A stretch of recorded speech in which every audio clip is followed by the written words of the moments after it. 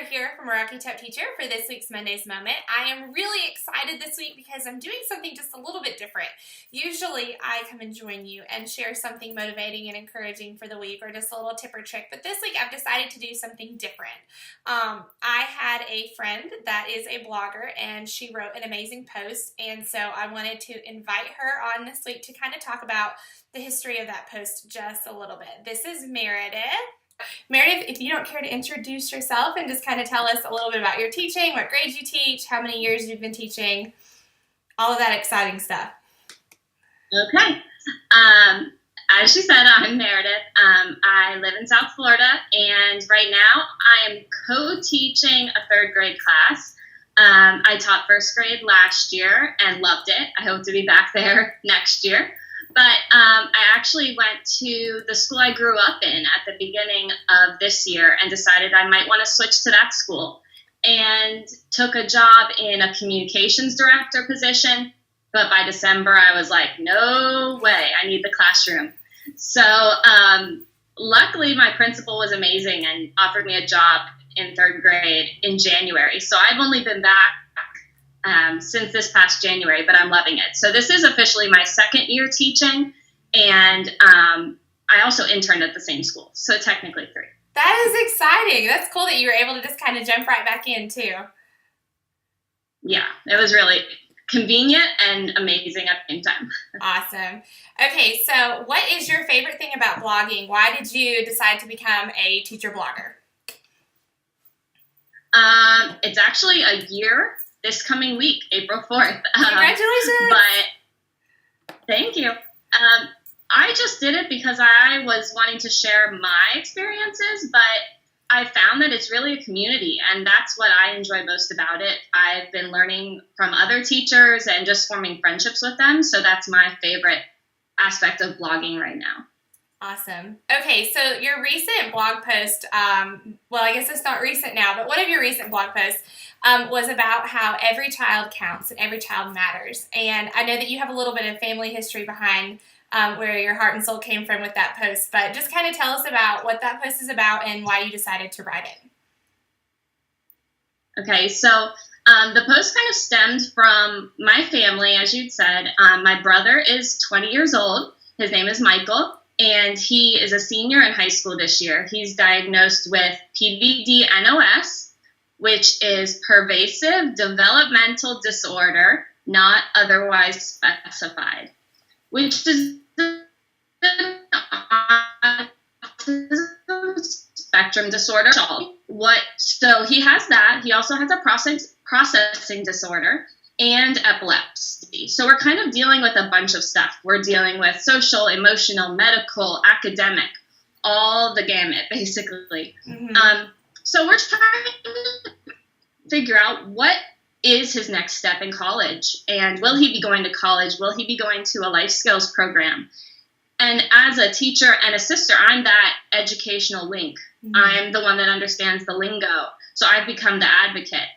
And through this process, I started to realize that students in my classroom that have the same type of issues as him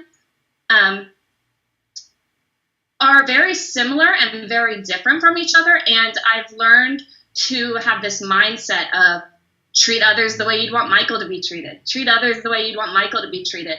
And as I think on that, I'm able to process that is someone's child. And as I said in the post, that is someone's child. That's their entire world. And we have to treat them with respect. Right. So that's kind of the background with this post. Awesome. Okay, so we know that as teachers, we really need to try to not just put ourselves in our students' shoes, but really get to know them as individuals. So what are some tips and suggestions that you have as a teacher to kind of reach out to those students that might need us a little bit more than some of the others and connect with students on their level, but really just reach out to all of your students in general? Yeah.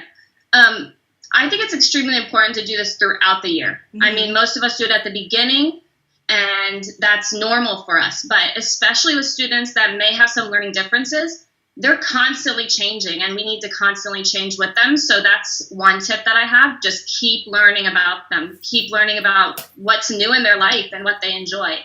But there's no real magic trick or handout or formula for this.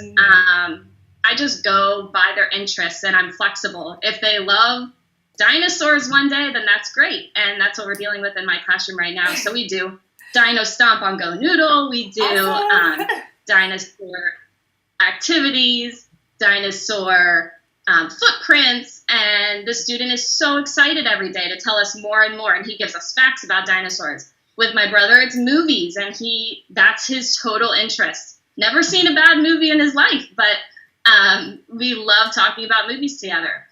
But I wanted to mention to you that I was discussing this with my aunt the other day, and telling her the story about the dinosaurs that we've been learning about, and she mentioned that her friend also is going through a similar problem with her. She said that these things that we're doing as teachers, hone in on their interests, they're so sweet to hear about when you hear about them as a parent, because you're thinking, like, the only thing I hope for when my child goes to school is for them to be valued and loved, because you don't really know what goes on behind those doors. So that's really been hitting home with me, because I've realized that my classroom is a community. Just like the world, we're going to have children of all differences and different abilities. And so I'm really trying now to think, what is my job outside of academics, and how can I reach students in all different ways?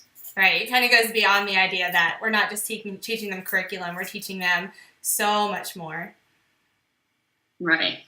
Awesome. Okay, well, thank you so much for joining us this week, and I'm going to take and put a link underneath the video on my Facebook page with your Facebook page and your blog and some other information on ways that they can contact you. But thank you so much for joining me for this week's Monday's Moment. You have been a huge inspiration to me, because you're one of the first teachers that reached out to me and said, hey, I love what you're doing. Please keep it up. So I greatly appreciate you joining us for this week. Thank you, thank you, thank you. Isn't Meredith just amazing? I really want you to take what she has said this week, and I want you to really embrace it and go out into the classroom this week and remember that there is a story behind every child. Every single child in your classroom is somebody's baby, somebody's love of their life, the world in someone's eyes. So remember that. Reach out. Try to connect with them. Even though it's the end of the school year, like Meredith said, don't just think that those relationships can stop after September, October. Relationships need to be built with your students all year long. Remember, you are amazing. You are inspiring. You are incredible. Go out and have a fabulous week. I am so blessed to have you in my life.